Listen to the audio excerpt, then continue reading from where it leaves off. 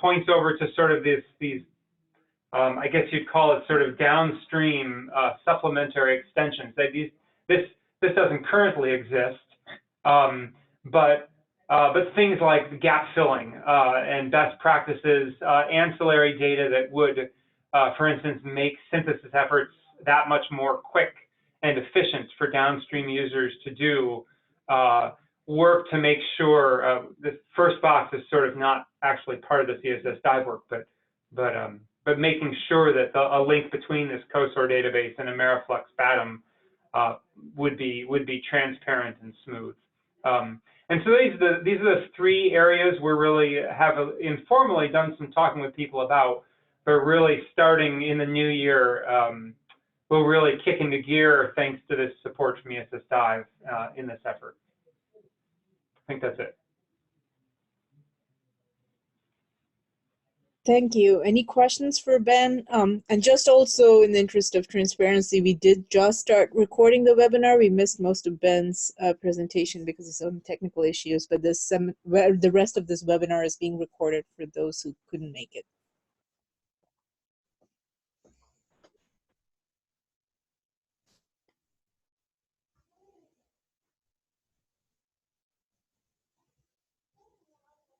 All right, if we don't have any further questions for Ben, and we can send out your emails if anybody's interested in reaching out to Ben about this specific topic. I'll follow up with a list of everybody's contact information at the end of this call, so you could reach out to anyone who's working on a standard you're interested in.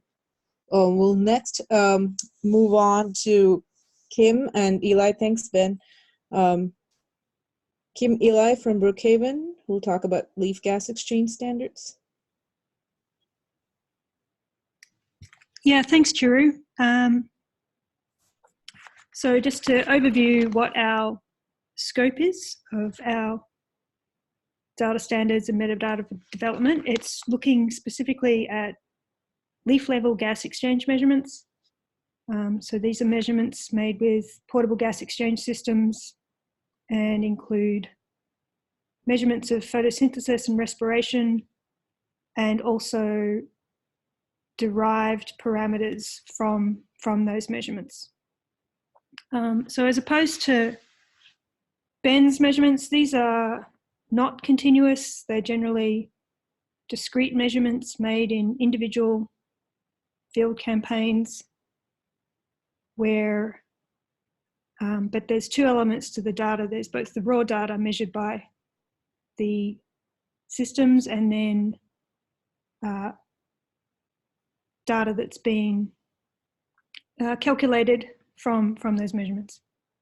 So where we're at in heading towards developing a standard for this is basically the stage of looking at existing standards. So those have been found in some online databases, and also some key synthesis papers of these data. So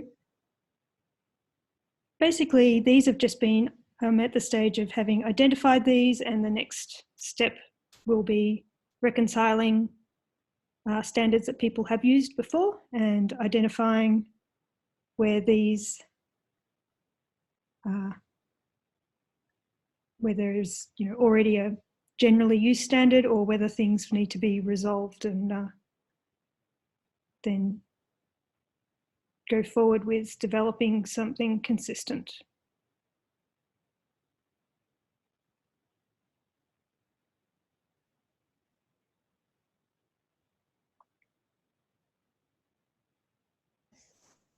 Thanks, Kim. That's a summary of where we're at. Any questions for Kim?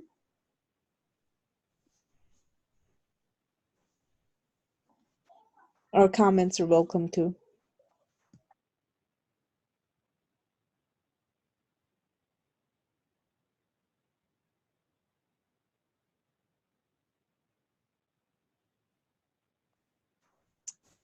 Okay, next up, then, thank you, Kim. We'll have Allison Boyer present from Oak Ridge on CSV metadata and file level metadata. Hi, let me share my screen. So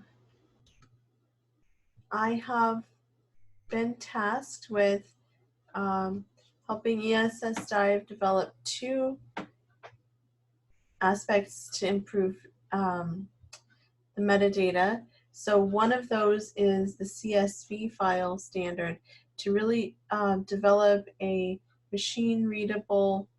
standard for machine readable CSVs where all the data files can be standardized and accessible in this format. And so that's the first thing I'm kind of tackling and presenting on today. The second thing that our team at Oak Ridge is tasked with is developing a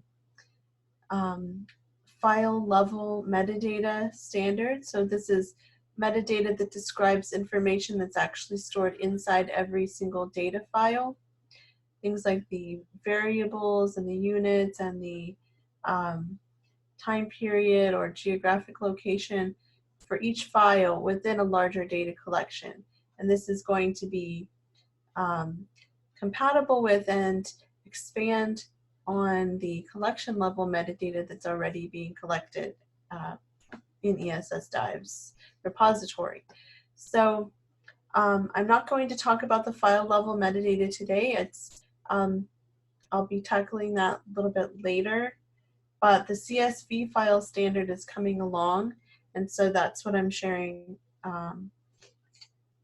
today. So basically, the first task was to go out and research existing standards and best practices for CSV. And so some of the data that I pulled from to get examples of good, bad, and ugly CSV or tabular data are shown here. I pulled data from all of these different groups as well as from Neon, which is not listed, and just found a few things that may or may not be surprising to some of you, that some of these groups are, including the one that I'm involved in NG Arctic, are producing Excel files that have mixed data tables on the same spreadsheet, that have imagery, and a lot of these data will be completely lost if there's a new version of Excel, or if someone tries to read these in with a script. So this is really dangerous. We need to avoid this and make our data a little bit cleaner and machine readable. Like you can see in these 2 examples, there's one header row for each of these spreadsheets, and all the data within each column are standardized. There are no data values indicated, and so this is going to help with long-term preservation of the data as well as analysis, making it more analysis ready and able to be read into a database. So the second, after I explored some of those, the second task was to really start drafting a standard. And the way I've started to approach this, it's definitely not done, is to start comparing a bunch of different groups and what they offer in terms of CSV. So I've listed a bunch of recommendations or requirements, and then some of these are pretty generic, and then I've indicated whether these different standards support that recommendation or whether it's not applicable.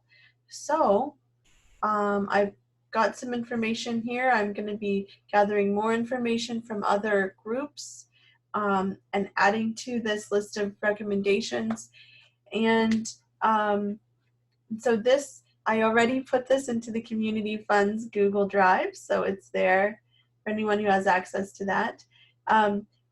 Initial feedback is, a lot of the stuff I have in that is pretty generic, and so we'd like to develop more specific, even going down to the level of develop a template for the CSV files, and specify in the header place for the data providers to specify information like file delimiter, is it comma, separated, or tab, missing values, the definitions of the columns and the units.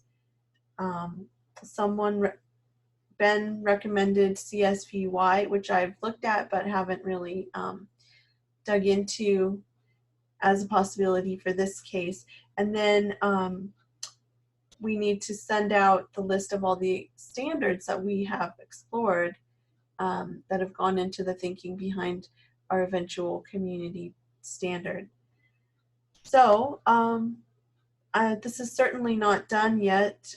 The next steps will be to develop documentation and circulate this to the wider ESS-DIVE community so that folks can provide feedback and discuss the level of effort required to put our existing data into these standards. And then part of my task on this is to also develop not just a template, but a script, which will be a format checker that ESS-DIVE can run when someone uploads data to say whether or not it meets our requirements. And then we will be working with all of you in the community to make sure that we have buy-in and we've addressed any concerns that you have about the standard before it's actually adopted. So that's the plan.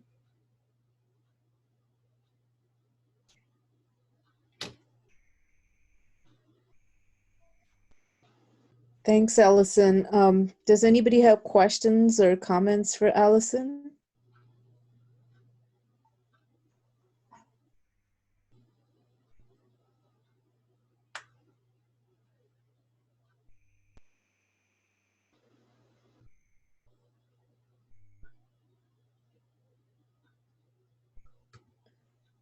All right, so we'll move on, and I guess we have to figure out a way to get all this material out to the public more efficiently. So that might be something for us to brainstorm in our next meeting, is how you have a working space within this Google Drive folder, which is actually just limited right now to the participants in this community funds round.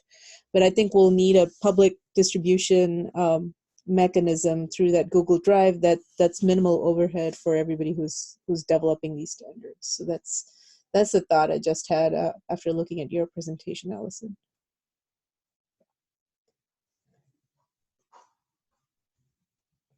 Okay, so the next person is going to be Kristen Boy, who's going to be talking about water quality samples standards, or water quality data from sample analysis.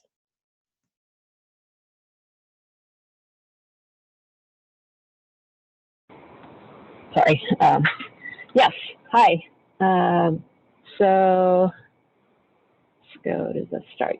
So I'm working on developing standards, as Charlie said, for chemical data from water, soil, and sediment samples. And so these are samples that have been either collected in the field, or they could have been produced from an experiment, I suppose, in the lab. But that have been brought back at least to the lab, so that now you are wanting to report some sort of a result from an analysis that was done in the lab. And the way that I've started to think about this is that you have your result, and with that, of course, you have to report a value in a unit, or what it is that you're reporting. And then there's also sort of data quality metadata that you might want to report, or you might not have, but it would be good to have. And then, of course, there is a methodology associated with it. And so what I started out doing, as everybody else, is looking through existing standards with sort of common practices. And so I'm just going to browse through very quickly, but I've looked at NEON, and I looked at a bunch of others. And NEON is an example of a very heavily documented standard where all of the analyses and the samples and the sample collection methods and everything is standardized from the start. So that standard doesn't really work for us in the ESS-DIVE community, because we have several different groups with their own methodology and different ways of doing things. And so we need to be a bit more flexible so that we can accommodate this wide range of variables and methods and levels of details that people may have for their data sets. Not to say that we can't move towards a more standardized and constrained way of doing things, but I think we have to start out being a bit more flexible. And so there are existing standards or repositories where there are really no standards, but you are required to report a data dictionary so that everybody can understand what it is that you are reporting. And that's easy for the data producer and doesn't require any kind of constraint, but it makes it harder for people pulling out your data to really search across different types of data sets and make it useful.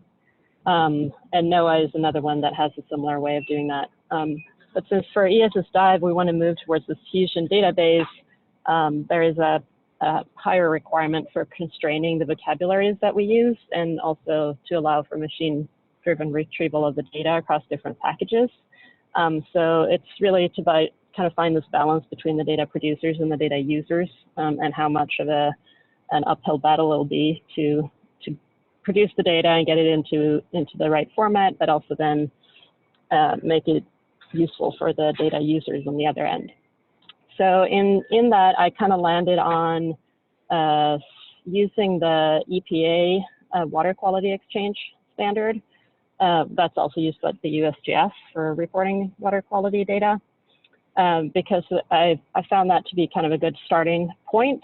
And the way that this is structured is a little bit different from how ESS-DIVE is currently structured, but I think that when it comes to the sample, the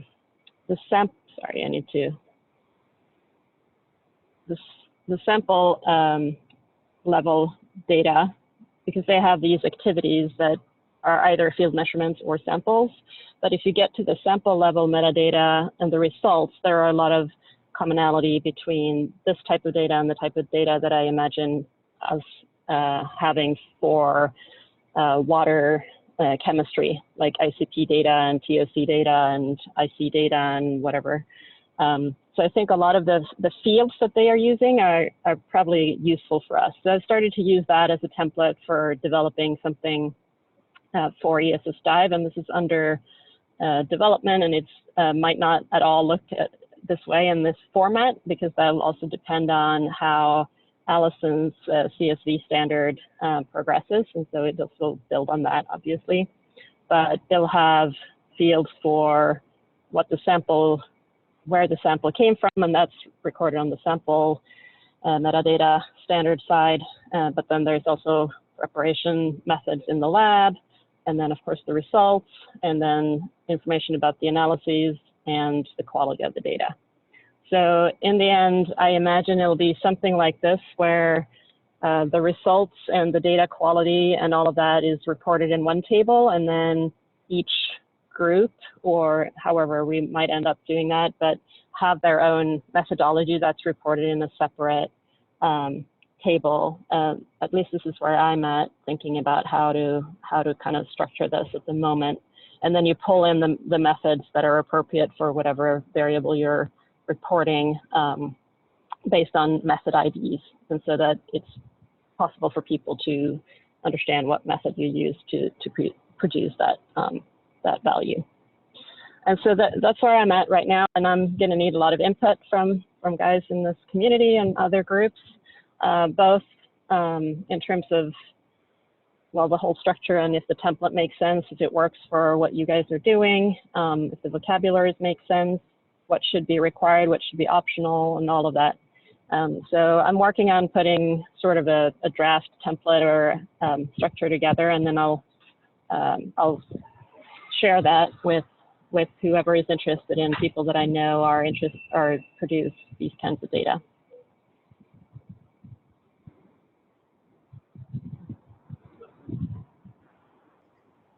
Thanks so much, Kristen.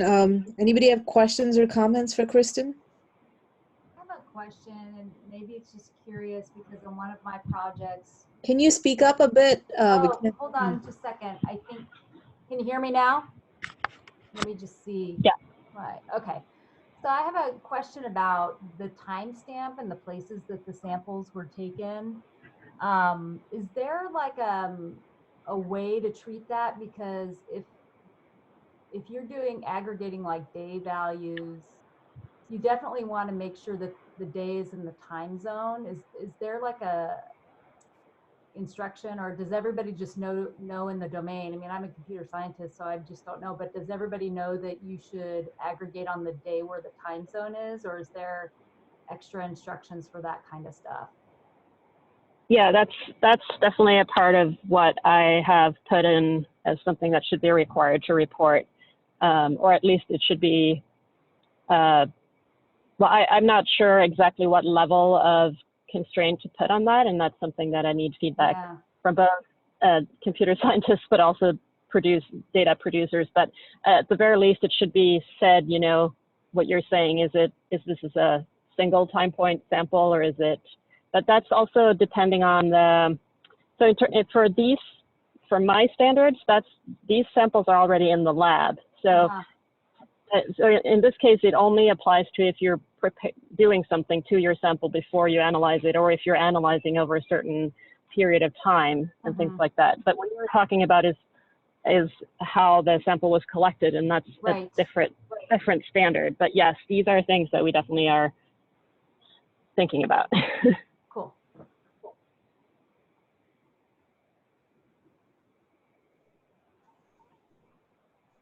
And there is also overlap between the timestamp between some of what Allison's doing under file level metadata, I guess, and also potentially what Joan is collecting as part of the sample collection metadata. So there's some coordination that we have to do internally between how we want time to be reported, or location, for instance, to be reported.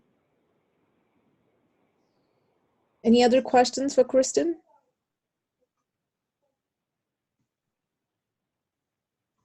I have one more question. What do you foresee the vocabularies being fixed or ever growing, or like always added to but never changed? Yeah, I think that's something that I don't know. I think for some of the constrained vocabularies, they will be, I mean, they can always be added to, I guess, but I think some of them we're going to try to keep very constrained, and then some I think need to be flexible in terms of how it's reported. But that's also part of what the whole development is about, is looking at what are other standards using, or other data repositories, how constrained are their vocabularies, and then and what level do we want to put it at. And I imagine that for anything that we want to be searchable across different data sets, that's where we need to be really strict on the vocabulary, is what I imagine anyway. Yeah, I think that's going to be one of the hardest parts, because I guess every different, science has a different, area of study has a different way of expressing things. And so you kind of wonder if you need synonyms or something to, I mean, now I'm getting complicated, but yeah. I hear what you're saying. And yeah, it might be that we need like a dictionary or something like that. Yeah, I mean, there's some work being done by Data One, where they're trying to, link terms as the same thing. I'm not sure how manageable that is, right? Because you kind of want it to be pragmatic and efficient and cover most of the cases. So yeah, that'll be, I'm very interested in everything you're doing. So I'll probably just follow this very closely. Great, awesome. Yeah, it'd be great to get your feedback because I have something more in place. So by the way, I can kind of speak to the question as well.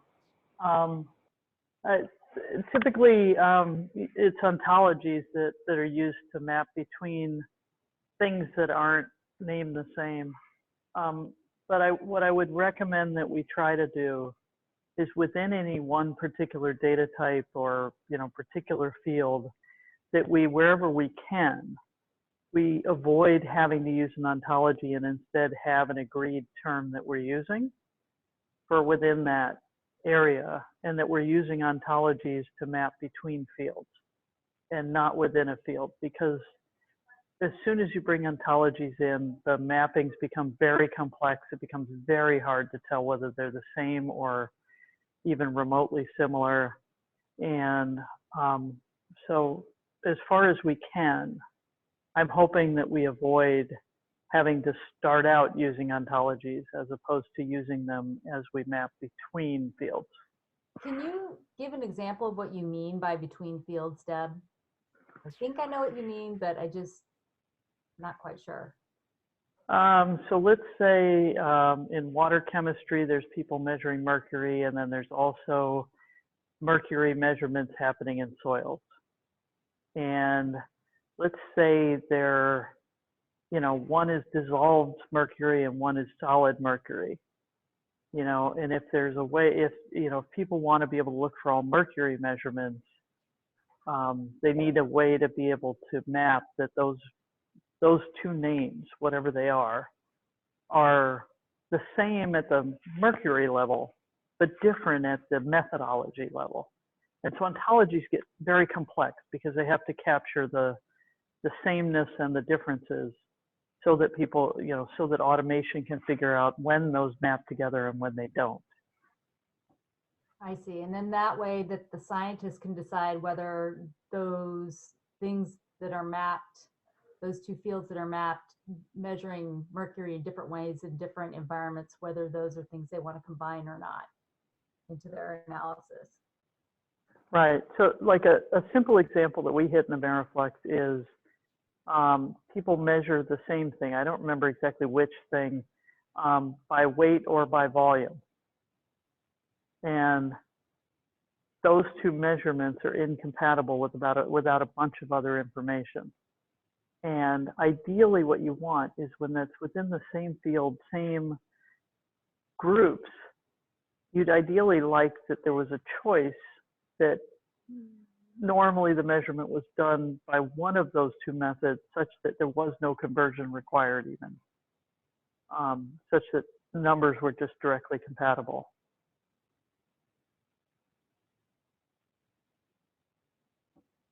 Got it. Thank you for explaining that.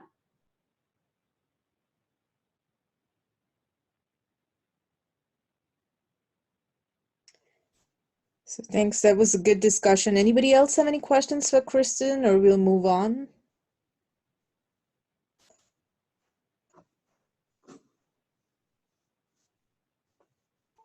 Okay, so next up we have Amy Goldman from PNNL, and she will be talking about water quality, or rather SON measurements that includes both water quality but other physical characteristics such as temperature and depth.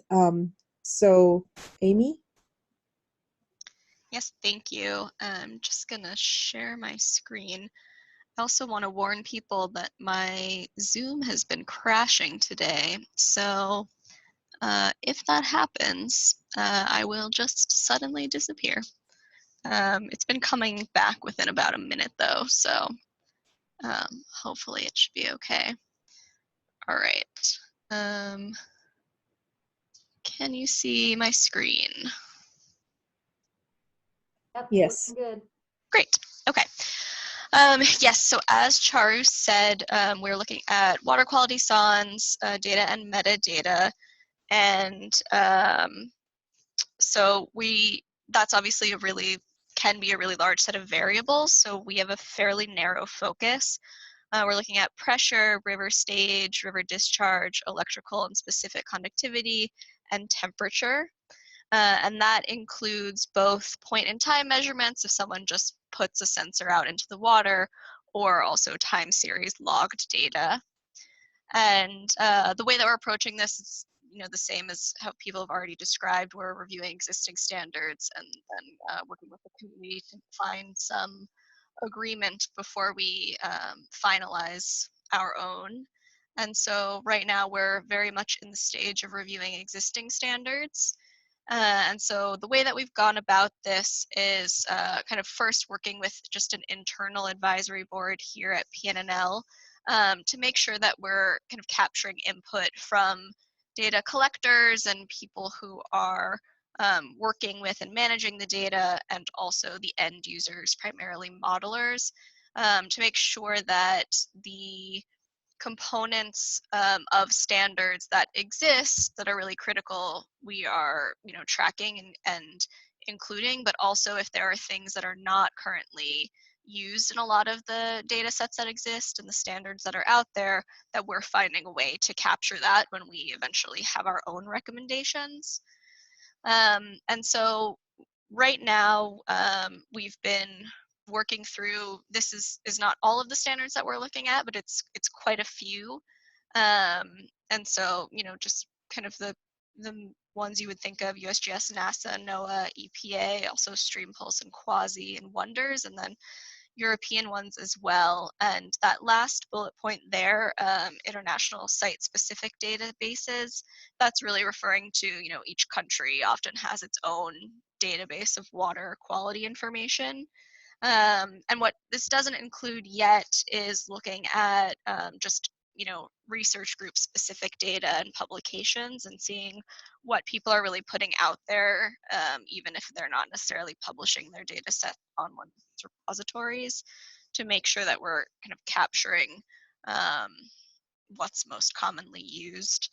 And we're very much looking for suggestions, ideas, or if there are components of these data types that you think are super critical that we might miss. We would love that input, so you're welcome to share it now. You can also send me an email. My email address is up there on the screen. But yeah, that's basically where we're at right now. And we also have been looking at the inputs to kind of common modeling software like pFlowTran, to make sure that we're capturing that information as well as we go through these standards and build our own. That's it.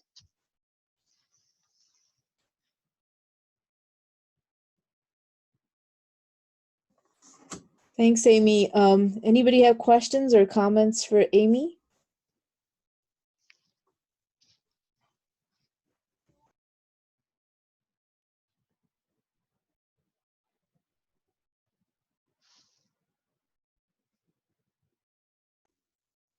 And if there are any specific people Amy should reach out to, that would also be good to know. I do plan to have her reach out to most of the SBR SFAs, but if there are TES projects that are using SANS, that would be good to know, because I'm not aware of any TES projects that are doing that kind of measurements. But it would be good to know if there is. Yes, thank you. That would be helpful.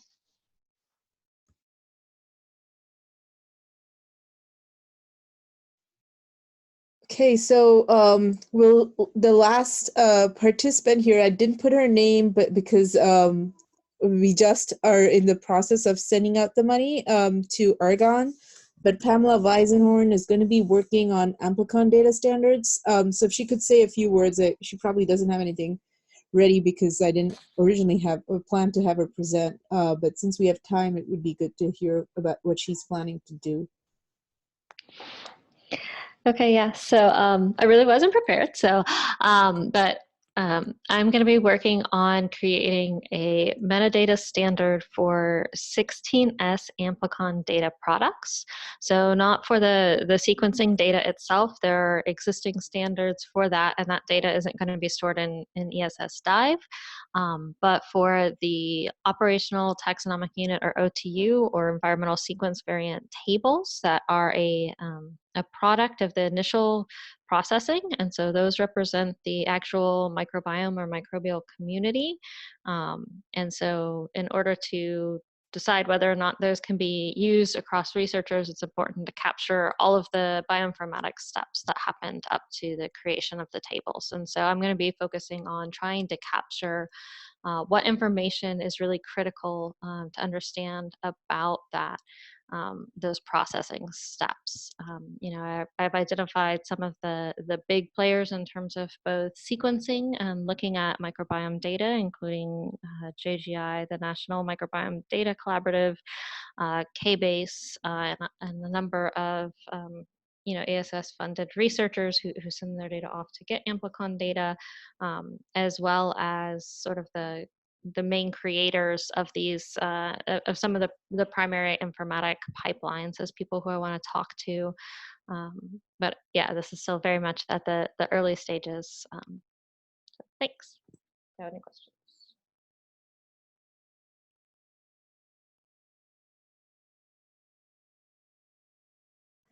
Thanks, Pam. Any questions for her or comments?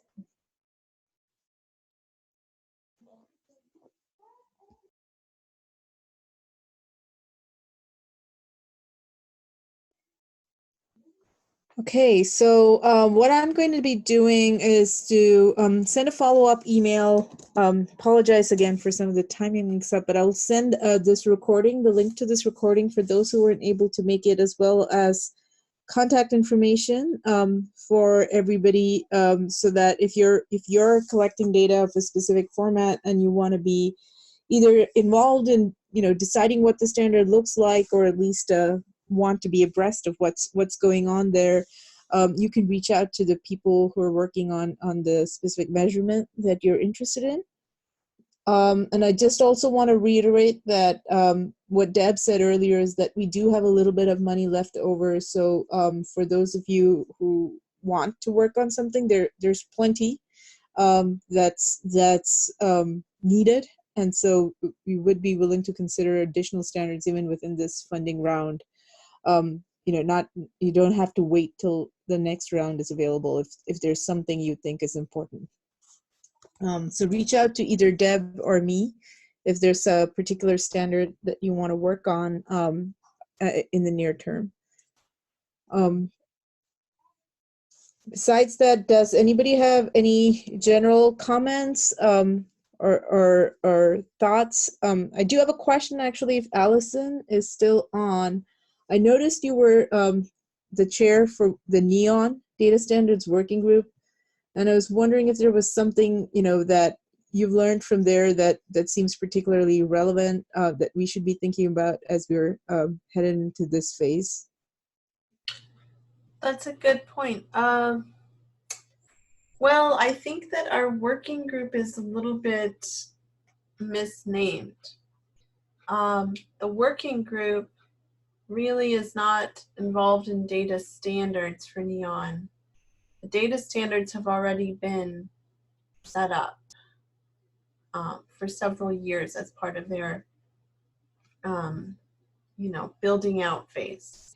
So what my involvement is in our group for the past couple of years is mostly focused on distributing data. How can we make the data findable, accessible, interoperable, and reusable? So we're not really discussing the standards. We're discussing and planning for how NEON can make the data more useful and get it into users' hands.